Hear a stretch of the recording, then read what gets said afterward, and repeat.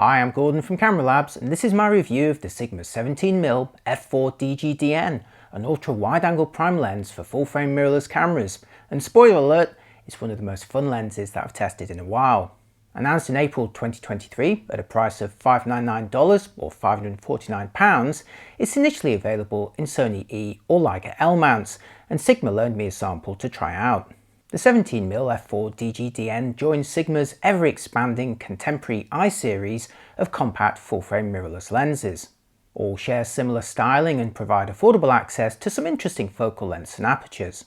As the widest model in the series to date, the 17mm f4 is ideal for dramatic landscape and urban photography, as well as being perfect for video work, especially handheld vlogging, where the broad coverage can accommodate the crop of additional digital stabilization without becoming uncomfortably tight as a result. As you'll see, it also allows impressively close focusing of just 12 centimeters from the focal plane. I'll show you all of that in this review, but let's start with the design. The 17mm f4 is satisfyingly compact, measuring 64mm in diameter, 49mm in length, and weighing just 225 grams. You'll barely notice it when mounted on your camera, and videographers will easily accommodate it on a small gimbal system. Like previous models in the contemporary I series, it has a metal body, ribbed control rings, and weather sealing at the mount, albeit not throughout the entire barrel. My test sample was made in Japan. Working outwards from the lens mount is a switch for auto or manual focus, followed by an aperture ring from f4 to f22 in 1/3 increments with an A position for body-based control. Note this ring is not declickable.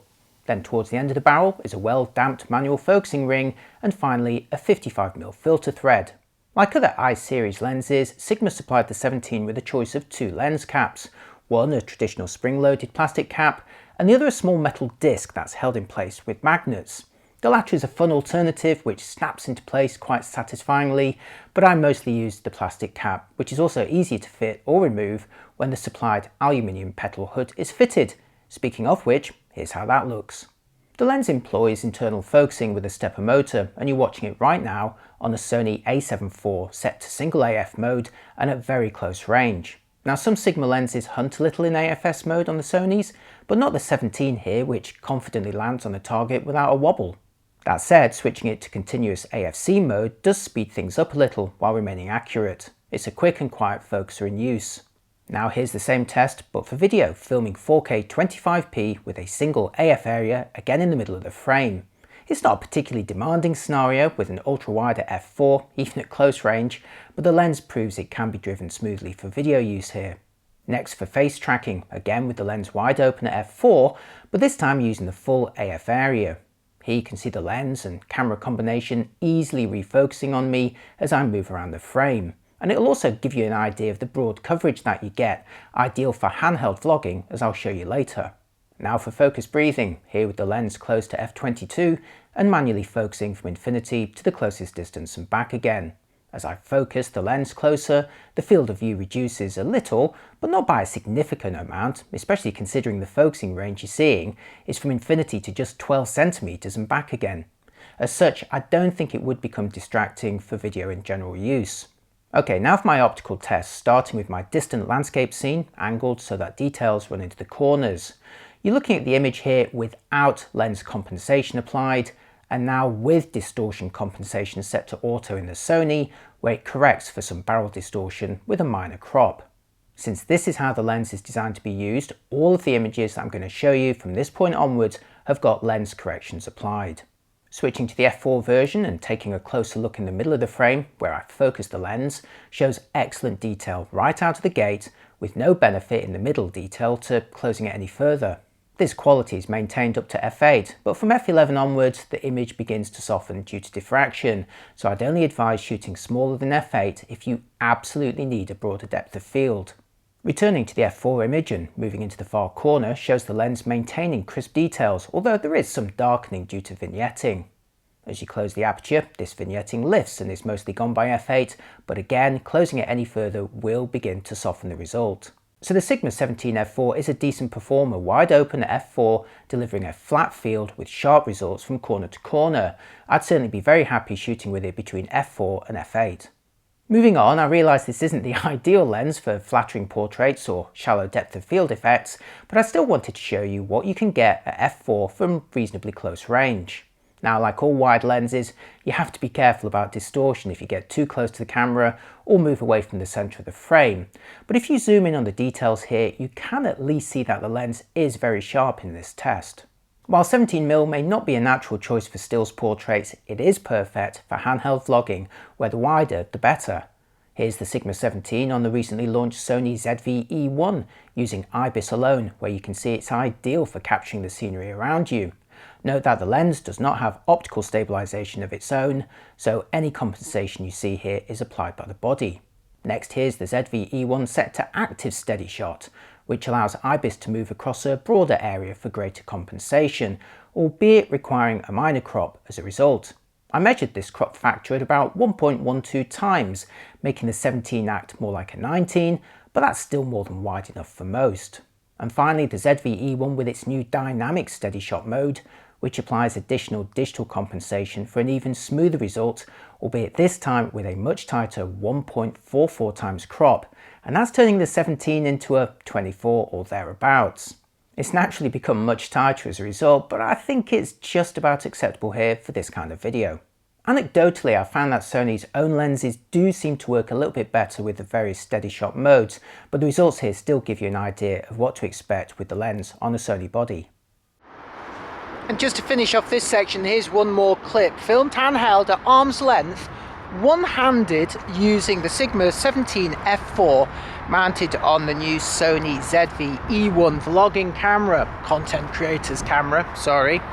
I've got dynamic active stabilisation enabled here, so this is everything switched on. This is the best stabilisation available on this camera. See my review of it for more details. And I'm recording the audio with the built-in microphone with its windshield, although it is a very, very breezy day. Anyway, I'd say this is pretty impressive considering this is one-handed at arm's length, and believe me, the camera itself really is wobbling around. Okay, let's get on with the rest of the review. So far, you've seen the Sigma 17 tested from about 50 centimeters or more from the subject, where the f4 aperture can only deliver mild blurring in the background, but its secret weapon is being able to focus much closer still, in turn allowing you to achieve more blurring than you might expect. So here's my bokeh ball test with the lens positioned near to its closest focusing distance and with the aperture wide open at f4. Here you can see not only how sharp the ornament is in the middle, but also the potential for bokeh blobs, even though the fairy lights here aren't really too far behind. Taking a closer look at the rendering does show some outlining and textures within the blobs, neither of which is ideal, but viewed as a whole image, I don't really mind the result. Closing the aperture down gradually reveals the shape of the 7-bladed aperture system, and as before, I'd stick to the f4 to f8 range for the best looking results. That said, if you're after diffraction spikes, here's what you'll get with the aperture closed all the way down to f22 when pointing at a bright point source. But I digress, so let's get back to the close-up performance, as it really is a highlight of the 17mm. Here's a shot taken as close as I could focus, where the lens is capturing about 100mm across the frame. This roughly confirms Sigma's quote of 1 to 3.6 as the maximum magnification when shot at 12 centimeters from the focal plane. Now at this minimum distance, the front of the lens barrel is actually only about 4 centimeters from the subject, so you will need to be careful about casting shadows, but there's still loads of potential for dramatic shots at close range, as I'll show you during my final verdict. Oh, and as always, you can access some of the original sample images that I'm going to show you via my review page for the lens at cameralabs.com. The 17mm f4 DGDN is a viable and fun addition to Sigma's contemporary I series of compact and affordable full-frame lenses. Here's a relatively low-cost, ultra-wide lens that's small and light, but well built with fast focusing and sharp results corner to corner, ideal for expansive landscapes, large buildings or tight interiors. The icing on the cake is an impressively close minimum focusing distance of just 12 centimeters, allowing you to capture dramatic images, combining macro details with expansive ultra-wide backgrounds, and in some cases with surprisingly shallow depth of field effects. The wide coverage is also perfect for handheld vlogging and gives you plenty of latitude for accommodating the crops of enhanced stabilization modes. Sure, the f4 aperture isn't particularly bright, but there's little if anything else to really complain about for the money, and surprisingly few rival prime lenses around this length and price. Samyang's older 18mm 2.8 may be an even cheaper option for Sony owners, but the Sigma comfortably outperformed it in my tests, and I'd say it's worth spending the extra on. Meanwhile, L-mount owners have Panasonic's Lumix S 18mm f1.8 to consider, but while it's over 2 stops brighter, it is larger, heavier, and about 50% more expensive. Overall, the Sigma 17mm f4 DGDN is a useful, capable, and fun lens that provides a taste of the exotic without breaking the bank or your back. I really enjoyed shooting with it, and it comes highly recommended.